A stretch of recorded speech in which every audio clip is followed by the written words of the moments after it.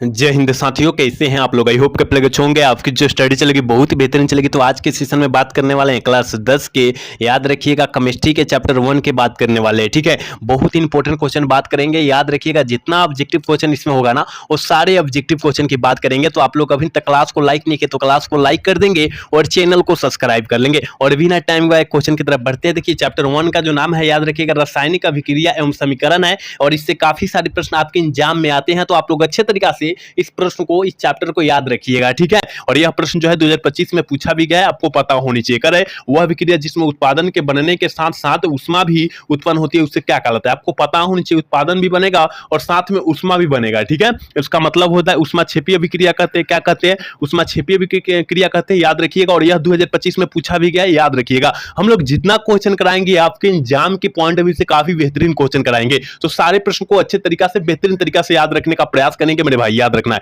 चलिए, 2 number question कर रहे हैं ना, बुझे हुए चूने का रासायनिक सूत्र क्या होता है, और आपको पता होनी चाहिए। ये भी 2025 में पूछा गया है कि बुझे हुए चूना का रासायनिक सूत्र जो होता है मेरे भाई, वो क्या होता है। तो आपको पता होनी चाहिए कि कैल्शियम हाइड्रोक्साइड होता है। आपको पता होनी चाहिए, ऑप्शन डी वाला सही कर लेंगे। जितना क्वेश्चन बतला रहे हैं ना, उस क्वेश्चन को केवल देखते जाइए और सारे क्वेश्चन याद हो जाएगा। और जो नहीं याद होगा ना, उसको नोटबुक पर लिखकर याद कीजिएगा, धड़ाक से याद हो जाएगा। ठीक है, चलिए अगला क्वेश्चन नंबर, यानी 3 नंबर क्वेश्चन क्या करने में लिखित अभिक्रियाओं में से कौन अपघटक की क्रिया का, अभिक्रिया का एक उदाहरण है। कार्य के अपघटक अभिक्रिया का उदाहरण, ये तो बहुत आसान है मेरे भाई, याद रखिएगा। वो एगो रहेगा और एगो से टूटकर अनेकों में हो जाएगा, यानी 2 या 2 से अधिक में हो जाएगा। ठीक है ना, उसमें एक पदार्थ रहेगा और एक पदार्थ से टूटकर 2 या 2 से अधिक हो जाएगा। उसे हम लोग क्या करते हैं, अपघटक अभिक्रिया करते हैं। तो देखिए मेरे भाई, यहां पर कितना, यहां पर एक में किसमें है, देखिए तो एक पदार्थ इसमें है, ऑप्शन डी वाला सही हो जाएगा। एक पदार्थ है और इसमें टूटकर जो है 2 या 2 से अधिक हो गया है, तो ऑप्शन डी वाला सही हो जाएगा। कुछ हम लोग ट्रिक से मारेंगे, केवल हम लोग को पढ़ने से नहीं होता है, पढ़ने के साथ साथ दिमाग लगाने से भी होता है, आपको पता होनी चाहिए। ठीक है, और ये भी 2025 में पूछा गया, आप लोग याद रखिएगा। चलिए अगला क्वेश्चन, यानी 4 नंबर क्वेश्चन करें, कैथोड किरणें में क्या उपस्थित रहती है। मेरे भाई याद रखिएगा, कैथोड किरणें में जो होती है क्या उपस्थित रहती है, तो कैथोड कह रहा है, इसका मतलब इलेक्ट्रॉन हो जाएगा। लेकिन एनोड की बात करता, एनोड में क्या उपस्थित रहता है, तो आपको पता होनी चाहिए कि क्या, कौन रहता है, तो इलेक्ट्रॉन रहता है। क्या, सॉरी, न्यूट्रॉन रहता है। क्या रहता है, न्यूट्रॉन। एनोड में जो होता है न्यूट्रॉन उपस्थित रहता है, आपको पता होना चाहिए। लेकिन कैथोड में जो होता है इलेक्ट्रॉन उपस्थित रहता है, याद रखिएगा। ठीक है, यानी ऑप्शन जो हो जाएगा ये हो जाएगा। और यह 2024 में पूछा गया, याद रखिएगा। अभी तक क्लास को लाइक नहीं किया तो क्लास को लाइक कर लेंगे और चैनल को सब्सक्राइब कर लेंगे, क्योंकि हम आपके लिए इतना मेहनत कर रहे हैं और आप हमारे लिए छोटा सा प्रयास नहीं कर रहे हैं, वो प्रयास आपको करना होगा। ठीक है ना, चलिए अगला क्वेश्चन, यानी 5 नंबर क्वेश्चन करें ना, CaCO3, यानी मैं क्या है, ये मतलब क्या होता है, गैस है। और यहां पर जो है Ca इसे टूटकर जो है अभिक्रिया जो बनाएगा CO2, मतलब किस प्रकार की अभिक्रिया है। ठीक है ना, किस प्रकार की अभिक्रिया है, जल्दी से बतला दीजिए।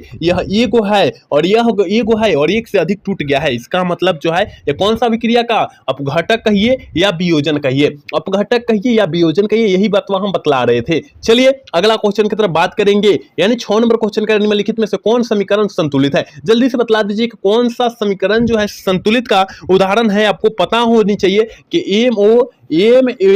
MgO2 ये भी नहीं है, क्योंकि वो 2 है, यहाँ पर एक है, ये भी नहीं है। ZnH2SO4, ZnSO4 देखिए ऑप्शन मेरे भाई बी वाला सही होगा, क्योंकि Zn प्लस H2SO4, यानी ZnSO4 प्लस H2 मतलब हाइड्रोजन को निष्कासित कर दिया, भेज दिया, इसका मतलब ऑप्शन बी वाला पूरा करेक्ट होगा मेरे भाई। ऑप्शन बी सही होगा। 6 का ऑप्शन जो बच्चा बीटी कर रहा है बिल्कुल सही होगा, याद रखिएगा। चलिए 7 नंबर क्वेश्चन का निम्नलिखित में से कौन समीकरण संतुलित नहीं है। यहां पूछा जा रहा है कौन समीकरण जो है संतुलित नहीं है, तो याद रखिएगा H2O2 प्लस O2, यानी ये जो है संतुलित है।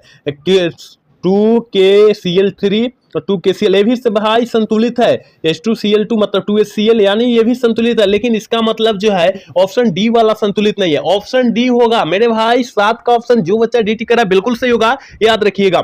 8 नंबर क्वेश्चन करे कि उपचयन में निम्नलिखित में से क्या होता है। उपचयन में निम्नलिखित में से क्या होता है, तो याद रखिएगा 8 का ऑप्शन जो हो जाएगा ना, याद रखिएगा डी हो जाएगा, क्योंकि हाइड्रोजन का वियोजन भी होता है, इलेक्ट्रॉन का उसमें त्याग भी होता है, ऑक्सीजन का योग भी होता है। ठीक है, यानी 2023 में पूछा था और 25 में भी पूछा है। इसका मतलब कहीं ना कहीं ये क्वेश्चन काफी ज्यादा महत्वपूर्ण है, काफी ज्यादा खास है, तो इस क्वेश्चन को याद रखिएगा। चलिए अगला क्वेश्चन यानी 9 नंबर क्वेश्चन करें ना कि जल में वैद्युत अपघटन में कैथोड पर कौन सी गैस मुक्त होती है। जल में वैद्युत अपघटन में कौन सी गैस जो है क्या होगी, मुक्त होगी। याद रखिएगा 9 का ऑप्शन जो हो जाएगा, याद रखना बी हो जाएगा। हाइड्रोजन जो होता है एनोड पर मुक्त होती है, ऑप्शन बी वाला सही होगा, याद रखना है। चलिए अगला क्वेश्चन यानी कह रहा है 10 नंबर क्वेश्चन का कौन सी गैस उत्सर्जित होगी जब धातु जल के साथ अभिक्रिया करेगी। धातु जो होता है जल के साथ अभिक्रिया करेगी तो कौन सा गैस जो है, कौन सा जो अभिक्रिया जो है निष्कासित हो जाएगी। तो याद रखिएगा 10 का ऑप्शन जो बच्चा सी टिक कर बिल्कुल सही होगा, क्योंकि हाइड्रोजन होता है। क्या होता है, हाइड्रोजन होता है, याद रखिएगा। 11 नंबर क्वेश्चन क्या करें, Fe2O3 और प्लस 2Al मतलब एल्युमिनियम होता है, Al2O3 प्लस 2Fe मतलब किस प्रकार की दी गई, किस प्रकार की अभिक्रिया है, किस प्रकार की अभिक्रिया का उदाहरण जल्दी से बतला दीजिए, क्योंकि दोनों पदार्थ जो है प्रधान है यानी समान है। इसका मतलब आप लोग पढ़े होंगे कि जिसका दोनों प्रधान हो उसे विस्थापन अभिक्रिया के नाम से हम लोग जानते हैं। ऑप्शन डी वाला सही हो जाएगा। 11 का ऑप्शन जो भाई हमारा टिक कर रहा है उसका ऑप्शन जो हो जाएगा डी हो जाएगा। ठीक है, चलिए अगला क्वेश्चन कर रहे हैं ना कि लोह चुंबकीय पर तनु हाइड्रोक्लोरिक अम्ल डालने से क्या होता है। सही उत्तर का निष्कासित लगाइए, मतलब सही उत्तर को जो है चिन्हित कर दीजिए आप लोग। ठीक है, वही क्वेश्चन में कहा जा रहा है। तो याद रखिएगा मेरे भाई, कह रहे हैं कि लोहे पर चूर्ण तनु हाइड्रोक्लोरिक अम्ल डालने पर क्या होता है। इसका मतलब हाइड्रोजन गैस एवं आयरन कैथोड बनाता है, क्या क्लोराइड बनाता है। इसका मतलब ऑप्शन ए वाला करेक्ट होगा। 12 का ऑप्शन जो मेरे भाई ऑप्शन ए टिक कर रहा है बिल्कुल सही होगा, याद रखिएगा। चलिए अगला क्वेश्चन यानी 13 नंबर क्वेश्चन करें कि श्वसन किस प्रकार की अभिक्रिया है। श्वसन जो है किस प्रकार की अभिक्रिया है। जैसे हम लोग सांस लेते हैं तो सांस जो है किस प्रकार की अभिक्रिया का उदाहरण होता है। यानी सांस लेते हैं छोड़ते हैं, यानी श्वासोच्छ्वास अभिक्रिया है, लेकिन इस पर तो दिया नहीं है, लेकिन उसमें छेपी अभिक्रिया बोल सकते हैं। उसमें लेंगे उसमें छोड़ेंगे, यानी उसमें छेपी अभिक्रिया बोल सकते हैं, यानी ऑप्शन डी वाला करेक्ट कर सकते हैं हम लोग। ठीक है, चलिए अगला क्वेश्चन यानी 14 नंबर क्वेश्चन करें कि CaO प्लस H2CuH2 किस प्रकार की अभिक्रिया है। जल्दी से ना 14 का ऑप्शन बतला दीजिए मेरे भाई, क्या हो जाएगा। जल्दी से फटाफट जो है 14 का ऑप्शन बतला दीजिए कि क्या हो जाएगा। तो मेरे भाई 14 का ऑप्शन जो बच्चा बी टिक कर रहा है बिल्कुल सही हो जाएगा, क्योंकि अपचयन अभिक्रिया का उदाहरण होता है, ऑप्शन बी वाला करेक्ट होगा। चलिए 15 नंबर क्वेश्चन आपके स्क्रीन पर है और कह रहा है ना कि इलेक्ट्रॉन का स्थानांतरण में बने यौगिक कहलाते हैं। इससे बने यौगिक क्या कहलाएंगे, मतलब इलेक्ट्रॉन के स्थानांतरण से जो है बने यौगिक जो कहलाएगा वो क्या कहलाएगा। ठीक है ना, क्या कहलाएगा वही पूछा जा रहा है। तो याद रखिएगा वह जो कहलाता है वैद्युत संयोजन कहलाता है, यानी 15 का ऑप्शन बी होगा। क्या होगा, 15 का ऑप्शन बी हो जाएगा, याद रखिएगा। चलिए 16 नंबर क्वेश्चन करें, नीचे दी गई अभिक्रिया में कौन सा कथन सत्य है। नीचे दी गई अभिक्रिया में कौन सा कथन जो होता है सत्य है। तो याद रखिएगा वो जो होता है नीचे दी गई अभिक्रिया में कौन सा, यानी 2CuOH2 यानी 2Cu मतलब कॉपर और कॉपर का अवकरण किया गया है, मतलब कॉपर को यहां पर जो है ना हटाया गया है, सटाया गया है, याद रखिएगा सबको मिला दिया गया, यानी ऑप्शन बी वाला सही होगा। 16 का ऑप्शन जो बच्चा बेटे करना बिल्कुल सही होगा, याद रखना है। चलिए 17 नंबर क्वेश्चन करें ना, सिल्वर क्लोराइड का रंग क्या है। सिल्वर क्लोराइड का रंग जो होता है वो कैसा होता है, और आपके एग्जाम में बहुत बार यह प्रश्न पूछा भी जाता है मेरे भाई कि सिल्वर क्लोराइड का रंग क्या होता है। तो आप लोग क्या टिक आउट कीजिएगा, तो याद रखिएगा जाने रहिएगा तब ना कि मेरे भाई श्वेत यानी क्या होता है। श्वेत हम लोग उजला को कह सकते हैं, ठीक है ना, मतलब उजला उजला नहीं होता है, सफेद सफेद हम लोग बोलते हैं, मतलब उजला को हम लोग कह सकते हैं। उजला से थोड़ा सा मध्यम होता है श्वेत, आपको पता होनी चाहिए। ऑप्शन ए वाला करेक्ट होगा, ठीक है ना, ऑप्शन 17 का ऑप्शन ए होगा, याद रखना है। चलिए 18 नंबर क्वेश्चन का आंसर सारे बच्चे लगा देंगे,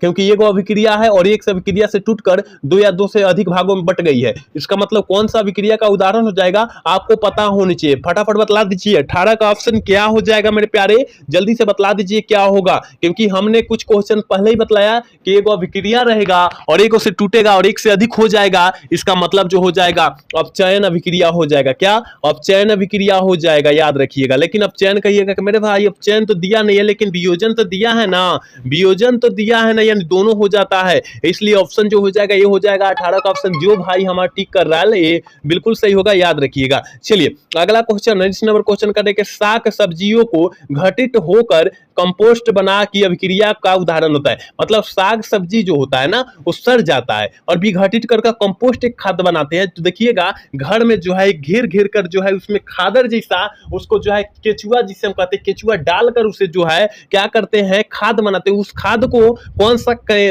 अभिक्रिया के अंतर्गत आता है जल्दी से बतला दीजिए। तो इसका ऑप्शन जो हो जाएगा बी हो जाएगा, क्योंकि वो भी जो होता है उसमें क्षेपीय अभिक्रिया के अंतर्गत आता है। ऑप्शन बी वाला करेक्ट होगा, याद रखिएगा। और 20 नंबर क्वेश्चन है और इस चैप्टर का लास्ट क्वेश्चन हम लोग देखेंगे कि निम्नलिखित में से कौन सा उत्पाद लेड नाइट्रेट को गर्म करने पर प्राप्त होता है। जल्दी से जो है 20 का ऑप्शन बतला दीजिए और 20 क्वेश्चन देखेंगे। याद रखिएगा क्वेश्चन तो काफी सारा ज्यादा है लेकिन हम लोग 20 क्वेश्चन ही देखेंगे, ठीक है ना। तो याद रखिएगा 20 का ऑप्शन जो हमारा भाई ऑप्शन जो है डी टिक करा बिल्कुल सही होगा, क्योंकि निम्नलिखित में से कौन सा उत्पादन लेड नाइट्रेट का गर्म करने से प्राप्त होता है। तो याद रखिएगा NO2 प्लस और जो होता है O2 होता है, ठीक है ना। याद रखिएगा ऑप्शन जो हमारा भाई डी टिक कर रहा है बिल्कुल सही होगा, याद रखिएगा। तो आप लोग 20 क्वेश्चन को याद रखिएगा, काफी महत्वपूर्ण क्वेश्चन था। तो आप लोग 20 क्वेश्चन को बेहतरीन तरीका से याद रखने का प्रयास कीजिएगा, क्योंकि कम कम क्वेश्चन करा रहे हैं क्योंकि आपको जो है समझ में आ जाए, क्योंकि अभी टाइम कुछ ज्यादा है और ज्यादा है। तो आप लोग कम कम क्वेश्चन अभी से याद कीजिएगा ना, तो सारे क्वेश्चन को याद कर लीजिएगा, ठीक है ना। तो याद रखिएगा हम लोग 20 क्वेश्चन कराएं, लेकिन अगला क्लास में हम लोग कम से कम 50 क्वेश्चन कराएंगे, ठीक है। 50-50 कराएंगे,